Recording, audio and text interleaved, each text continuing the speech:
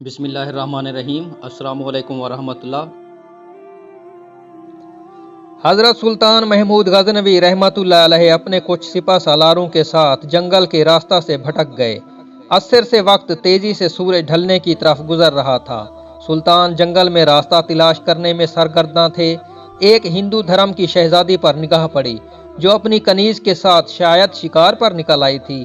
اکیلی شہزادی اور اس کی کنیز اس چیز سے بے خبر دریا کے کنارے پاؤں ڈبوئے بیٹھی تھیں کہ ان کے پیچھے ایک جنگلی ریچھ پہنچ گیا۔ اس وقت تک سلطان کا تیر اس کے حلق سے آر پار ہوتا وہ ریچھ شہزادی کی کنیز کو ایک ہاتھ کے پنجے سے ضرب دے چکا تھا۔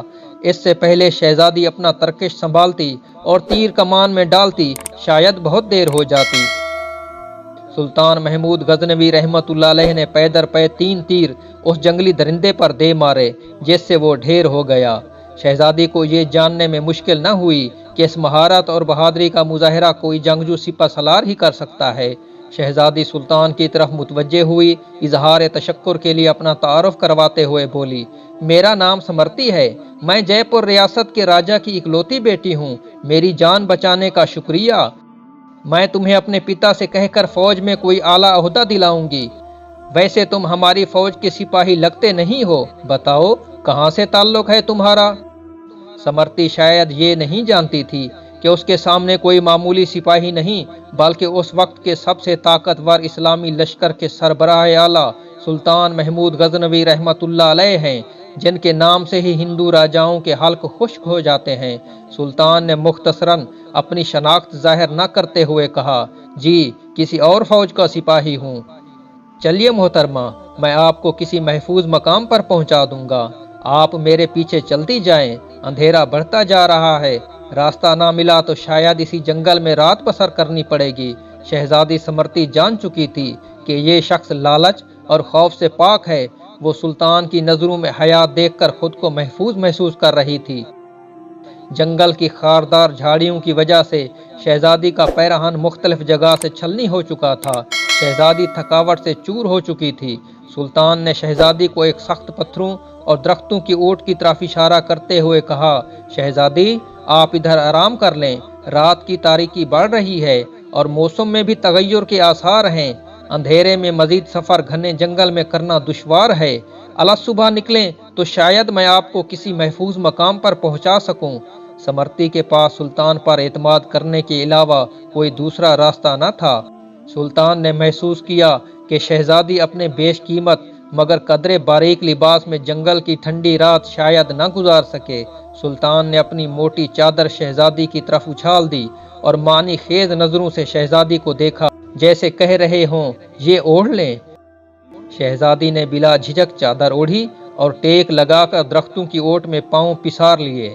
اس کی نظریں سلطان کے چہرے کی طرف جمی ہوئی تھیں، جو نظریں جھکائے ایک قریب پڑے بڑے پتھر پر بیٹھ کر آگ جلانے کی کوشش کر رہے تھے۔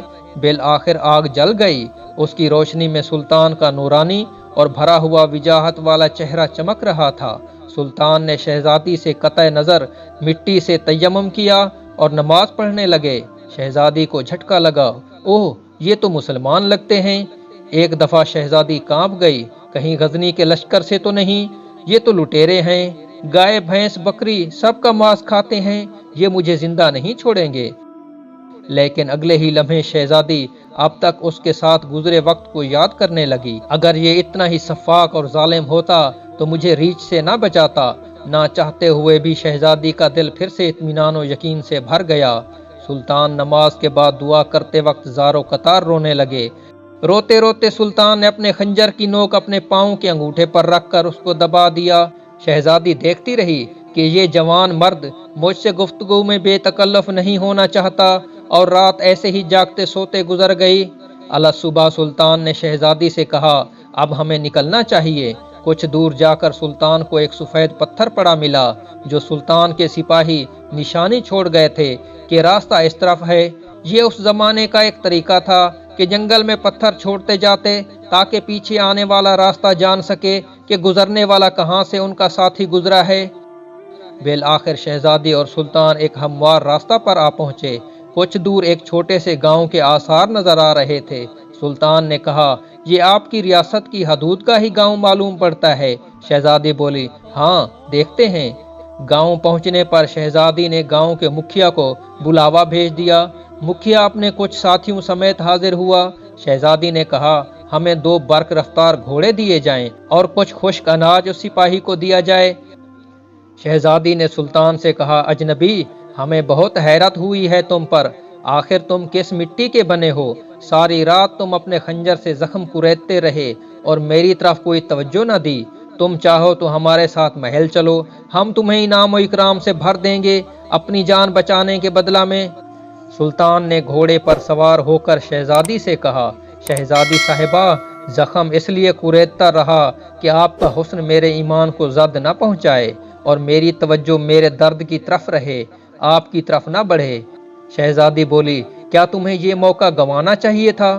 ہم سے خلوت میں ملاقات کے لیے لوگ اپنی ریاستیں دستبردار کرنے کو تیار ہیں۔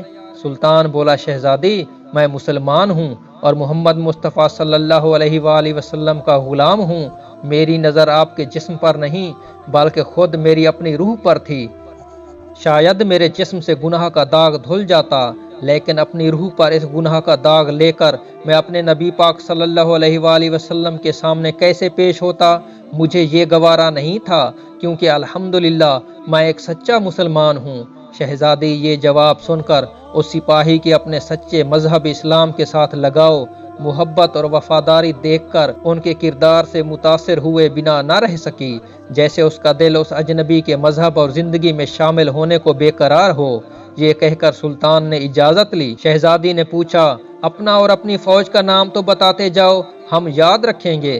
سلطان نے چادر سے نقاب اوڑھا، تیر ترکش کندھے پر ڈالے، تلوار اپنے میان میں ڈالی اور بولے شہزادی میرا نام ہے سلطان محمود غزنوی اور میں ہی غزنی کی عظیم الشان فوج کا سپہ سالار اعظم اور سلطان ہوں۔ یہ کہہ کر سلطان نے گھوڑے کو ایڑ لگا دی اور سر پٹ دوڑتے ہوئے آنکھوں سے اوجھل ہو گئے۔ اللہ اکبر۔ یہ تھے اللہ اور اس کے رسول صلی اللہ علیہ وآلہ وسلم کے سچے وفادار، ایسے تھے اسلامی سلطنت کے حکمران اور مسلمان بادشاہ اور کامل ایمان والے، آج ان کے نقش قدم میں پاک ہم سب کے لیے راہ نجات ہیں۔